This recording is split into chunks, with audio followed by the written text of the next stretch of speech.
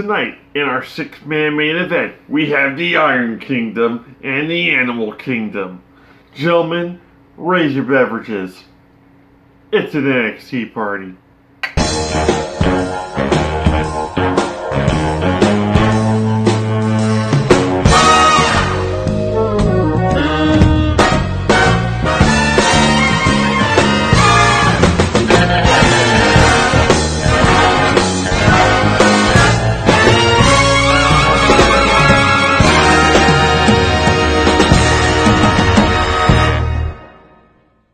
Support, no DQ. Welcome everybody to the NXT party for episode number 51 of NXT UK. I'm your host, the Rated R reviewer, Stephen Osborne, joined as always by the General Jerry Slaughter. Good morning, wrestling fans. And this week, our special guest, we've got the Holiday, Chris Mace. And if you've ever wondered why we call him the Holiday, Christmas. Christmas. Chris Mace kind of sounds like Christmas. It's like a really bad pun, but it's great. And I mean, Christmas is like the holiday. It lasts basically all month. Yeah. You know, it's like the holiday. Anyway. Yeah. Welcome back, Chris. I know it's been a few weeks, but he is definitely the MVP of this show. You've been when we have nobody else. Yeah. Thank God for Chris, because he will wake up at the butt-ass weirdest hours of the morning because he loves NXT UK. He loves wrestling. That's why. That's right. This week was not the best of examples of why to love NXT UK. The main event was like it. Yeah. Thank God for the main event, and it's weird how these six-man tag main events end up making up for a lackluster show. What did you think about this show overall, Chris? I like the six-man tag that was in a couple of the promos. That was about it. This show was loaded with promos. Oh, yeah. Speaking of promos, because we will be speaking of promos a lot tonight. Mm-hmm. But, Jerry, what do you think about this show as a whole? I wasn't really impressed with it, but like you said, the six-man tag at the end, it made up for the rest of the show. We got a little of setup for this next week, and probably a couple of weeks from now, we get an update on Tyler Bate from his brutal attack, which is one of the first things we see that evening. So, well, not the very first. Actually, that might be a little bit. Yeah, that is the first thing we see. Well, we see a recap of the tag title main event from last week. And the aftermath of Imperium coming out and attacking the tag team challengers and handcuffing Trent Seven to the ring and powerbombing Tyler Bate twice into the ring apron and then once into the ring post. Yes. And then the first actually thing that we get this evening is Ilya Dragunov versus Ashton Smith. Yep. Now they start Ilya's entrance and he's in the back, like he's getting hyped for his entrance. It's almost Goldberg-esque, only he doesn't have near as far to travel. No. And he doesn't have an armed squad leading him to the ring. He's got there's a lot of cool speaker systems around him now. Chris, what do you think about this opening match? Like I said, the guy reminds me of the guy from Rocky IV. That's what I'll keep saying to myself. That's all he reminds me of. I was kind of surprised for somebody they're trying to build up and have him be dominant. It seemed like it was more 50-50, and I was not really impressed with the match still. I still haven't been impressed with this guy so far. Okay, I have a confession to make, and Jerry might be right along with me here. There is a little bit of upside to Ilya Dragunov, and I have been ragging on his finishing move for like 2 or 3 matches now because he just didn't look impressive. And really the speed and force that he normally does it with, maybe that's what didn't look impressive. But the camera angle, I guess to protect the fact that he's protecting his own neck, always ends up like screwing around the ring right at the impact time. And you can't see necessarily what he's doing. And for the longest time, it looks like he's doing a European uppercut. Which, like I said, Cesaro does a better European uppercut in his sleep. Yeah. That's not what he's doing. He's doing a headbutt, a running torpedo headbutt to his opponent. That is something on a completely different level. That's sick. Because I've seen a lot of moves come off the top rope that are difficult, sure, and probably hurt coming down, but like the splash, like it's not impressive. Yeah. But a headbutt off the top rope is impressive for one reason alone. Fucking ouch. Yeah. Like, you might hurt the guy's shoulder, or, God forbid, a headbutt to the head off the top rope, but you're going to hurt yourself worse, and testament to that, Chris Benoit. Yeah. In this case, a running headbutt seems really dangerous. It seems like he's going to compact his spine, so maybe whatever he's doing, that's why they're turning the camera, like they're switching cameras mid-move. Yeah. I'm slightly impressed. The rest of his game, I did see a couple of moves here that were worth missing. Yeah, there was a Gotch-style neutralizer into a bomb. That was cool. And then he had this Constantine special, is what they called it. Or Cosentine, sorry. Yeah. It was a 619 into a discus lariat. Yeah. Again, if you're going to do nothing but lariats, at least you can put that in your arsenal. Yeah. Okay. And he didn't do near as many lariats, I don't think, this match. So that was good. But everything else was not necessarily impressive either. Well, here's my problem with this match entirely. The fact that we get Ashton Smith after Joseph Connors. Like if Joseph Connors had been standing on the like up by the Titan, or up by the Tron or whatnot, and like watching the match or whatnot, I think it would have been more impressive of a match for him than, and then like have him face off his Dragunov versus doing Ashton Smith afterwards. Because Ashton Smith has had no wins at all in NXT UK. Joseph Connors, I think, has got at least 2. Yeah. So that made Ashton Smith, I say less victorious, because 0 is less than 2. So basically, if they had done Ashton Smith's match against Dragunov first, and had Joseph Connor watching and kind of taking notes, I would have actually had more vested interest in Joseph Connor versus Dragunov. I hate to keep saying the same thing, but I would prefer to see Joseph Connors go to the announce table and call the match with Big Joseph. Yeah, at least come out there, But at the same time, we get the match. I think they got the matches reversed, if anything. Because I don't think we've seen that yet, and that would be nice. Yeah, show a little personality if you're not going to be able to pull off any wins. So, after this, we get a recap of 2 things for one reason. We get to see the Women's Battle Royal again, and that was Xia Brookside, all of her I think she eliminated Jenny. I think that was the big problem. Yeah, she did. And so then we get to see a recap of her match, I think last week. Well, first she eliminated Jazzy Gabbard. Yeah. And then she eliminated Jenny. And so last week she has a match with Killer Kelly to settle the fact that Kelly left her in the ring to get beaten by Jazzy Gabbard during Jazzy Gabbard's debut. And Jenny comes out with Jazzy Gabbard and distracts her, but doesn't end up paying off. Xia Brookside gets the win anyway. And Killer Kelly loses. Again. And this transitions into an interview with Xia Brookside. I believe Razzy's there. Have we seen him in a few weeks? Where's he been? No, he's been absent. And they're just talking about Jenny and all the problems, and she says Jenny's hiding behind Jazzy. Well, duh. Of course she is. That was the whole point. She even said so. She uses her money to buy the power, basically. But this next week, she gets her fair match against Jenny. I'm sure with Jazzy Gabbard on the outside. Oh yeah, that's gonna be totally fair. What'd you think about Xia Brookside here, Chris? Just a basic interview. Like I said, she's pretty much seemed like to be a jobber to the start. She actually got a win last week, so we'll see what's going on. But Jenny should easily pick up this win with no problem at all, even without Jazzy or with her. She should be able to easily beat her. So to continue with the women's movement here, because this is all of the women's stuff right in a row. We get another, it's sort of a promo. It's basically Nate Samuels outside in this festival, and they're filming her.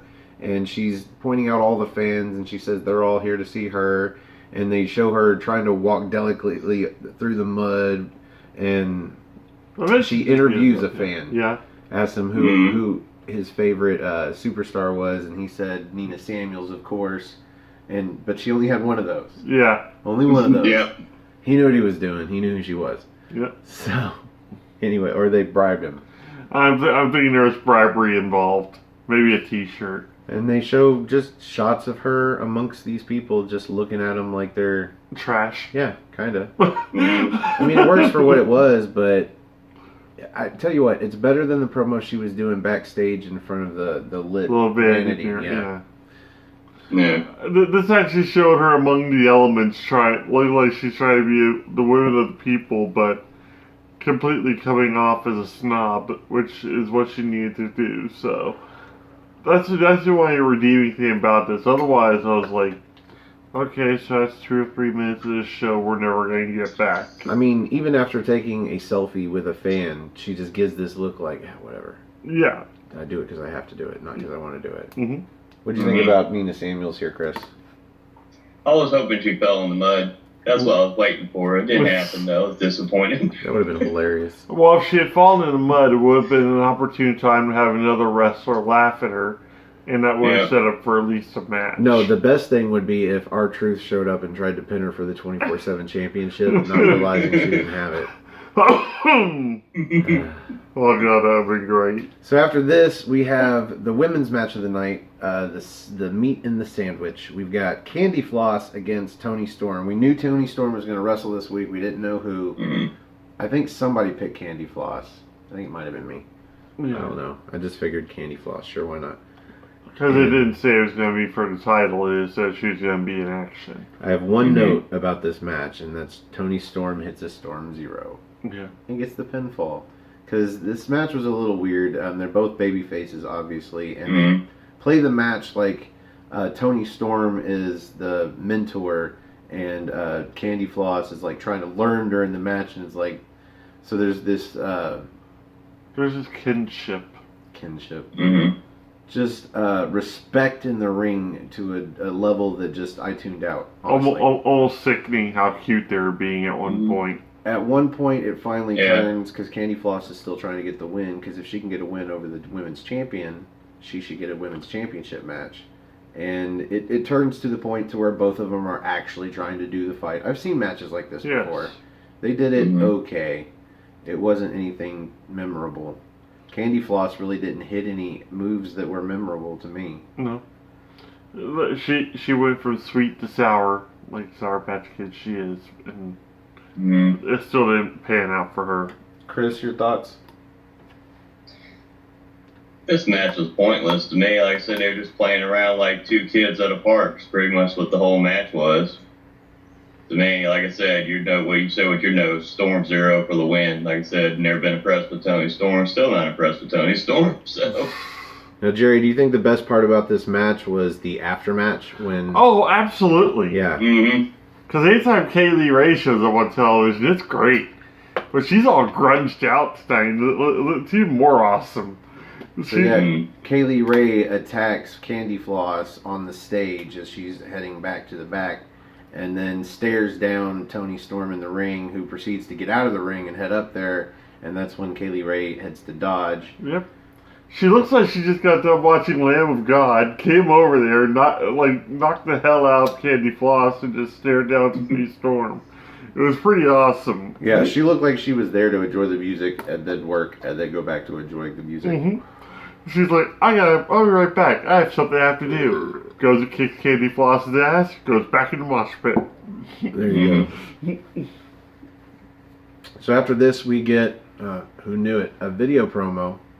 This is Ligero, and he's just down on himself. Talking nonsense, man. He's got to find his fire again. Something's got to light his fire again. Something like that. I don't know.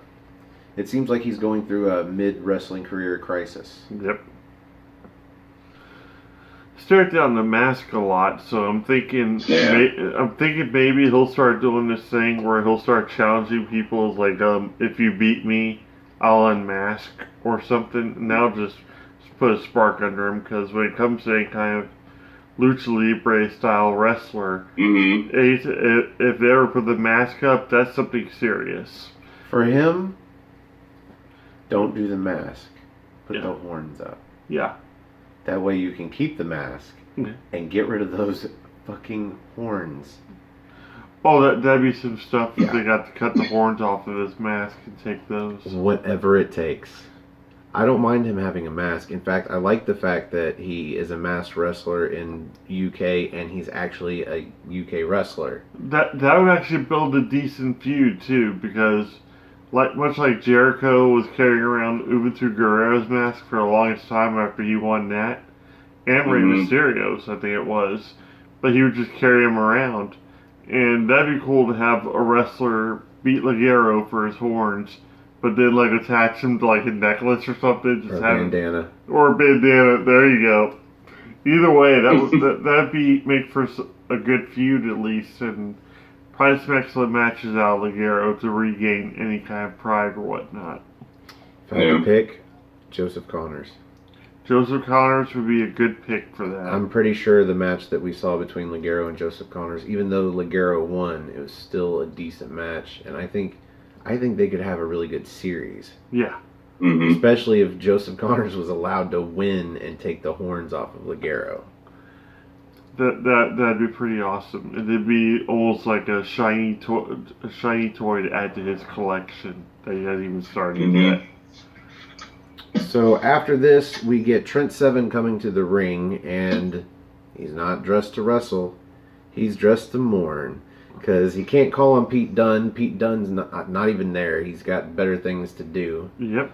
And he can't call on Tyler Bate because Tyler Bate got hospitalized and injured. Apparently on NXT UK, you're allowed to say the word hospital. Yep. Because he says it a bunch. Yep. And he's just there to call out Imperium, and specifically he wants to take the head off the snake, and he's going to challenge Walter to a match. Fight. A fight. Not even for the belt. He just wants to kick his ass. Which... He said he's going to do it for Pete Dunne. He's going to do it for Tyler Bate. He's going to do it for, oh God, the Shred 7 Army. Shred 7 Army. He's going to do it for us. Yeah. Dude, we're not asking you to do anything. Yeah, we're not asking for Just don't. Yeah, watching Tyler Bate go back first into the apron twice and then into the ring post was awesome. Yeah. A little bit. You don't have to get revenge for that. Well, the only person who needs to get revenge for Tyler Bate getting his ass kicked is Tyler Bate. Yeah.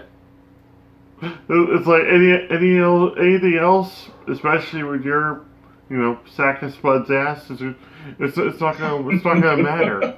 And what about Pete Dunne? The only reason he's got to be pissed is because he got outsmarted, and really that's Mustache Mountain's fault for not being out there in the corner of Pete Dunne. Yeah, pretty much. Yeah, they should have been out there protecting him from the soon-to-be-formed Imperium that they wouldn't have known about. Yeah, it all jumbles up. Oh, they're all about the British strong style when it best suits them. So following this in-ring promo, we get a selfie-style promo, although I'm pretty sure the camera was being held still by a tripod at least. And this is Mark Andrews talking about Cassius Ono, who name-dropped him last week in a promo, and we knew this was coming. I called for this exact promo, and this is leading to, guess, anybody? A match! Next week. It's amazing. Next week. What's amazing is the fact that it's going to be the main event for next week. Oh God, it's even worse. No, I'm actually really intrigued by this. Yes, I am. Because Cassius Ohno's been kind of I'm going to say he's been on a roll. He's on a hot streak. And Mark Andrew, he's trying to regain momentum, and that'd be like different styles going into the match. And for some reason, he's able to pull off a win against Cassius Ohno. I'd be all for that. I think they're building up Cassius Ohno for somebody. Mm-hmm. And I think Cassius Ohno might, because I've been betting against Cassius Ohno the last several matches, and I think I just need to wise up and say Cassius Ohno here. Who do you think's winning, Chris? Cassius Ohno. Yeah. Or maybe they're actually trying to find a way of like we've established, move him up, because with Cesaro wrestling again, and I still like the idea of Sheamus actually coming back turning on Cesaro, and then like for Cassius Ohno to show up and become Cesaro's partner, get a reunion of the Kings of Wrestling going. That'd be awesome. I'm honestly not sure that Cassius Ohno is ever going to make it to the main roster. Because Vince McMahon? If he did, it'd be the worst thing for his career, at least right now. Well, maybe if it's dwindling down, he's going to be heading to Performance Center to do training. All right, enough about Chris Hero. And we are on to the main event. Yep. Tonight is a 6-man tag. We have deemed them, and apparently they did on commentary as well, the Animals. We've got Dave Mastiff and the Hunt. That is the Wild Boar, Mike Hitchman, and the Primate, Jay Melrose. Yes! Against Gallus, that's Mark and Joe Coffey and Wolfgang. And I tell you what, to this day, there are very few entrance songs that I can hear without seeing anything and know who they are, but definitely Gallus. Oh, their whole entrance just jams, man. The music is spot on. They're so cool and serious coming out. They've got their formation down. It's just awesome. It's like, this is how a faction is supposed to be done. This is how a faction is supposed to look. These guys are really tight-knit. And that's what carried this match for me. Because, like, you didn't really see a lot of heel tactics, or really any, out of Gallus in this match. That's what I really love about this match. It was very straightforward. They were just the better tag team. They were just the better tag team. They performed the tag team, just the isolation. Perfect. Yes. They kept whoever was in the ring. In this case, first it was Primate, and then it was Wild Boar, and they kept them on their side of the ring, and they just kept tagging in and out. Frequent tags. At the frequent tags. Mm-hmm. One of my notes here is that Wolfgang keeps trying to steal the pinfall out of other people's moves, but it's like, no, they're sped, so they're tagging in somebody that can come in real quick and take the pinfall and put more pressure on the guy. Like, they are tagging out like crazy. And this is just, Hitchman gets the hot tag and he does some shit, but then he gets beaten down and taken down for a while. And then finally we get the hot tag to Mastiff. Yep. And the question here is... that took a little bit. Yeah, that took a while. They beat on both those guys for a while, and every time you thought they were going to get a tag, something happened. Yep. And nothing screwy. Like, they didn't run around the ring and pull somebody out from under themselves onto the apron. You saw Tag Team 101. And if there's some sort of, like, pinfall trying to occur, of course somebody's going to run in there and stop it. Or they're going to pull their partner out or whatever else. That's just Tag Team 101. That's not even advanced in any way, shape, or form. That's just survival. You see heels do it. You see faces do it. You see tweeners do it. Everybody does that. So, Chris, what do you think about the main event? I liked it. I'm glad that Gallus won.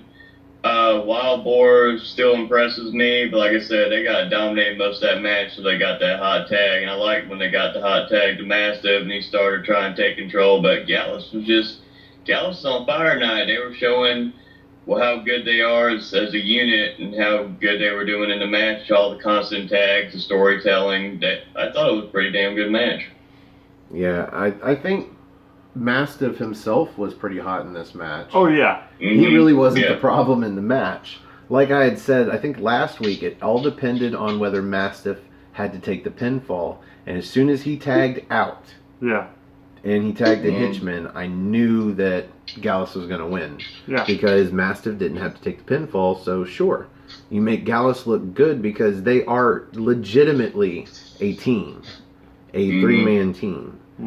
My first note of the match, however, is probably for the first time ever, at the very beginning of the match. The ref has the bell rung with all 6 guys in the ring. It's a little weird. Normally you force 2 guys off of each team to the corners and then start the match. I don't even think he was going to try that. You had 6 fierce-looking beards, and they were ready to fight. It's like, you know what? You guys go ahead and decide who's going to stay. Ring the bell. Well, the breakdown here decided that the faces were going to overtake the ring. They were going to And they basically forced everybody else out, and Gallus regrouped on the outside, and then the match started. Yeah, I've got the 2 hot tags here. I do have a few notes off of Boar's hot tag, though, because he comes in and does this rolling trip onto Mark Coffey. And Coffey falls down, and then he gets back up in like a knees and palms with his back up, and he takes a senton. Yeah. From Mike Hitchman. You say what you will about Mike Hitchman, like, very unorthodox. But he's also small enough to do that without really hurting him for being in that position. He's got that low center of gravity that really helps for those kind of moves. And then he puts him in the corner and hits a running spear. That was cool. Mm-hmm. It was a sick-looking spear, too. The end of this match... Or no, yeah, everything else I've already talking about. Yeah. Like, when Mastiff took the hot tag, though, that was a searing hot tag. Because it had been a while. He wasn't in the match for most of the match. Yeah. Threw out a lot of German suplexes, and he was pretty ferocious in it. Yeah, he hits, at one point, a fireman's roll, like a Finley roll. Yeah. With, I think, Mark on his back onto Wolfgang on the mat. Because they tried to double team him, and he pulled Wolfgang into a freaking back body drop. Yep. And then dropped Mark on him. So that was cool. And then he stacks Mark and then Joe in the corner and goes for that into the void. And Jerry called this before it happened. Joe rolls out and lets Mark take the whole move. He ate the whole thing. He's like, sorry, little brother. And just kind of rolls out of the way. Before Mark knows what's going on, he's smushed. But this is where he was like, oh, hell no, I'm getting out of here. Like, oh, shit. But this is where the problem happens for the baby faces, because Mastiff tags out. He tags to Hitchman, and Hitchman goes up that corner, and Primate goes to the other corner and goes up. And I think it was Mark pushes Mastiff into Hitchman, who comes off the corner, and Primate still hits his move. He hits a diving headbutt, but he can't go for the pin because he's not the legal man. Yep. Wolfgang promptly comes in, tosses him out. Yeah, and then... we have Joe Coffey hit a pop-up uppercut, and then an all-raw best for the bells. Which he calls... for the pinfall, 1, 2, 3. I love when he screams it, because, like, even then, by the time you even hear what he's saying, you're like, you translate, you're like, oh, bro, but bam, done. Done. 1, 2, 3. Gallus with the victory. They look great, and Mastiff doesn't look bad. No. He looked great for the whole match that he was in there. The Hunt didn't look bad. Nobody looked bad in this match. And he probably got the hottest of all hot tags since the inception of NXT UK. Yes. On episode 51. So, that brings us to the end of that episode of NXT UK. And here on the NXT party, we like to rate the main event using good old-fashioned NXT. And as our special guest, Chris, you get to go first. Out of 5 spots of NXT, where do you rate this main event? Give it 3 1/4. It was above average, but it wasn't like really top tier all the way up there where I can give it a higher rating to me. What about you, Jerry? I give it a 4. Wow. Basically, just off the sheer fact that Gallus won this match fairly. Like, they're a heel team, but they're an efficient heel team. There was no trickery involved. It was all like just great tag work, great like isolation of your opponent, just knowing where they were in the ring, just perfect. Everything about this match was greatly laid out. There was very little wasted motion. It kept my interest the whole time, which is kind of hard to do in a 6-man tag because there's so much going on. But at the same time, everybody was so tight-knit into a frame that you saw, like, you know, everybody getting picked apart and what was going on. Who had control of who. What was going on. Like, what's going on over here with Joe? Joe just got pushed over here? Okay, there's Mark. Who's got the tag now? Everything was consistent. You keep track of it. It was perfect. I loved it. 4. I was actually initially going to go kind of low, kind of in the ballpark of Chris, but you've managed to convince me. I think I'm going to give it as high as a 3 3/4. Yeah. I'll go 3 3/4 spots of tea. And that's without a title or anything. So I think you honestly pushed it up a half of a spot of tea. So well, it still also sets up for Joe versus Mastiff somewhere down the line here. Plus, you got the isolation storyline, and they did it so well. They did it better than the New Day does it. Mm-hmm. Which is nuts. Because, Mark and Joe Coffey have been a tag team for a while, but Wolfgang being added to the picture is fairly recent. Yeah. Well, I was about to say, Wolfgang has been with them since, like, episode number 5, but he hasn't really proven to be as efficient or just... You haven't really gotten to see all 3 of them function as a unit. And this time you actually saw Wolfgang's purpose, which is pretty much, like you said, he's the backup power where if they don't want to make the pinfall or they want to get, take a breather real quick, he goes for a pin, softens up the opponent just that much more, tags one of them back in, keeps each person fresh. So, that brings us to the end of this episode of the NXT party. Mm-hmm. Thank you very much, Chris, for joining us. This must be like your dozenth episode. We'll count them out eventually, but you've been on this show a lot. We'll have a cake that we'll eat, and you can watch us eat. Oh, his birthday is next week, and we're gonna have him on this week for that too. Yeah, so we'll definitely have you next week. We will have cake. We'll eat it in front of you. It'll sit right on top of the share button, which we will not do. In the meantime, if you would like to join us on the big screen and help us review a future episode of NXT UK, you can find me on Twitter. Go to nodq.com/Stefan. That's STEFAN. Or if you just want to find me on Twitter, it's at Stefan R. Osborne, OSBORNE. As always, the R stands for restricted. You can also find the gentleman on Twitter at NoDQ Journal, and also my Facebook group RBAR, all capital ARMBAR. Exclamation point. You find Chris Mace on there right now because you can't really find him anywhere else, I don't think. Yeah. Can we, Chris? That's why I didn't ask. Not yet. Yeah, find us on Twitter and Armbar, or you can find me on Instagram at osborne.stefan. Or if you don't have any of that, you just have an email. Lazy. Put a comment down below with your email address, and we will email you, and you can be on the show. All you need is Skype and watch the show, and then we can work with you on the time. Oh, yeah. We're semi-flexible. We already do it on a Friday morning, and we have Fridays off, so we can do it all day Friday. Yes. And just do it and post it. So anyway, if you'd like to do that, contact us. And if you follow me and you want me to follow you back, just send me a message, and I will follow you back. Mm-hmm. Other than that...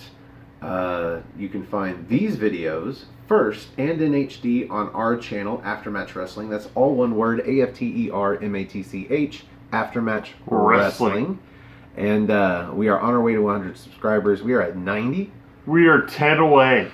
10 away, and we will start doing our NXT review, What's NXT Live, on NoDQ.com's YouTube channel. And at 1,000 viewers, we will start doing... Fuck it, we'll just start doing both shows live on our channel. Or, I was thinking about this too, we could always do a live Saturday show. Whatever works. Like an NXT recap, or maybe just shoot the shit about everything. I don't think anybody wants to watch a recap of NXT 3 or 4 days later. Well, even then, we just talk shit about. Like, I'm surprised we get viewers for NXT UK on a Friday. I'm surprised we get viewers. We're all just surprised. It's like surprise. You have another subscriber. Wow. I didn't know there were any more out there. So, if you like our video, click the like button that's underneath me. If you like all of our videos, please click the subscribe button that's underneath Jerry. Be it NoDQ.com, where if you are subscribed, click the bell icon. That'll let you know when we go live with What's NXT. Or if you're subscribed to Aftermatch Wrestling, do us a favor and click the share button. And share it with your friends on Facebook and Twitter and Instagram and even YouTube. And if you have any friends that like to watch wrestling, maybe they'll like to watch us too. Right on shampoo balls for all I give a shit. Support No DQ. If you are still with us, maybe you are one of those fans that might be going to NXT TakeOver Toronto, where we will be this August, I believe the 10th. Yep. And then on the 11th, we will be at SummerSlam. But before that, I believe SummerSlam is on the 10th. it is one of those days, folks. Yes. One of those days. Is that weekend. SummerSlam weekend. We'll be there for NXT Toronto 2 and the meetup on SummerSlam Sunday. Yeah, so go to nodq.com/Toronto, and that will give you details on the NoDQ meetup. Mm-hmm. So, for the holiday, Chris Mace, for the General Jerry Slaughter, I'm the Wizard of NoDQ, Stephen Osborne. Thank you for having a spot of NXT with us, and we will see you NXT time. Have a good morning, y'all.